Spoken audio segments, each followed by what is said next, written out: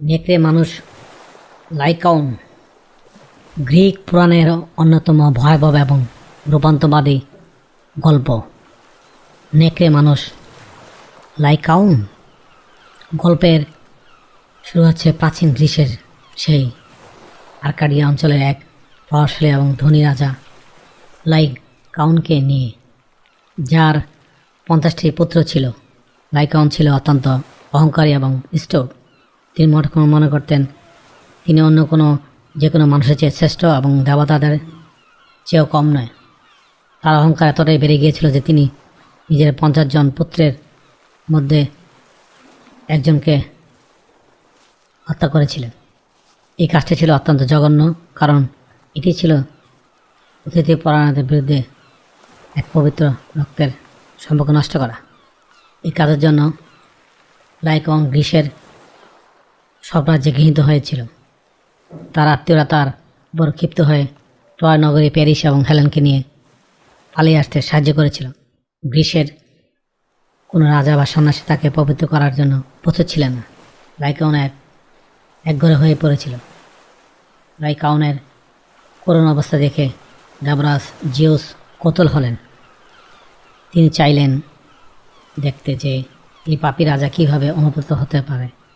Zeus অলৌকিক দয়া দেখলা এবং হারমিসকে পাঠিয়ে লাইকাউনকে মাউন্ট অলিম্পাসে নিয়ে এলেন। অলিম্পাস পর্বতে লাইকাউনকে দেবতার সাথে থাকা এবং অমৃত পান করার সুযোগ করে দিলেন।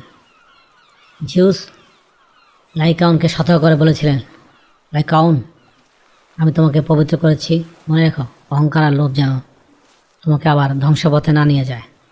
অলিম্পাসে এসে লাইকাউন কিছুদিন শান্ত ছিল, কিন্তু দেবতার শক্তি এবং সৌন্দর্য দেখে তার অহংকার আবার মাথাছাড়া দিয়ে উঠল। তিনি ভাবতে শুরু করলেন যে তিনি কোনোভাবে দেবতাদের চেয়ে কম নয়। তিনি এমনকি দেবরাজ জিউসের স্ত্রী এবং দেবতা রানী হেরার মুগ্ধে সৌন্দর্যে আরও বেশি মুগ্ধ হয়ে গেলেন। লাইকাউন ভুলেও গেলেন যে তিনি এক মর্তের মানব এবং জিউসের করুণায় এখানে আছেন।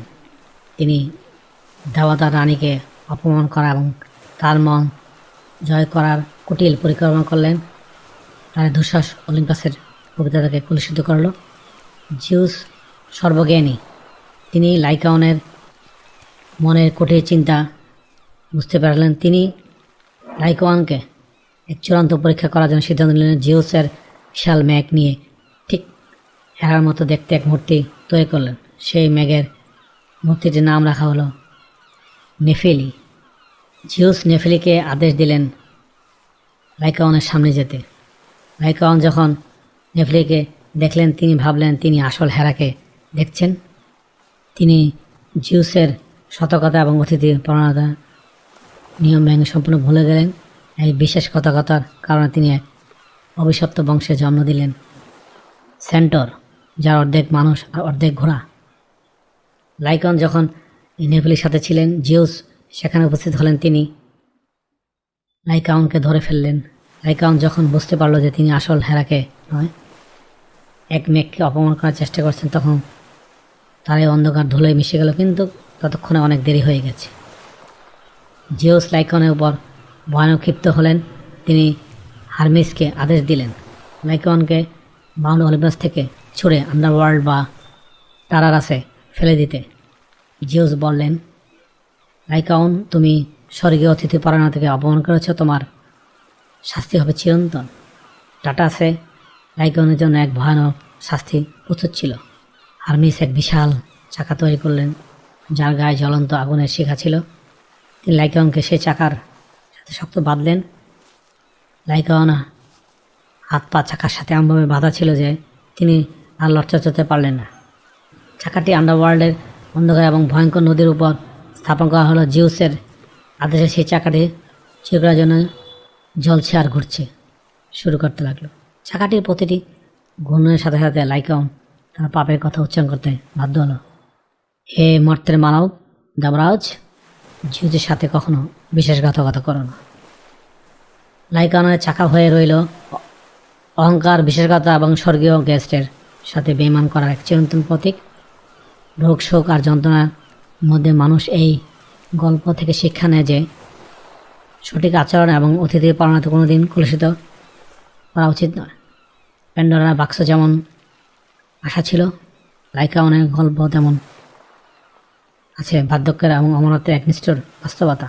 লর্ড ইয়ের ড্রাগন প্রীতি যেমন ভণ্ডামি শিখেছিল, লাইকাওনের পরিণতি শিখেছে জীবনের প্রতিটি ধাপকে সাদরে গ্রহণ করার গুরুত্ব।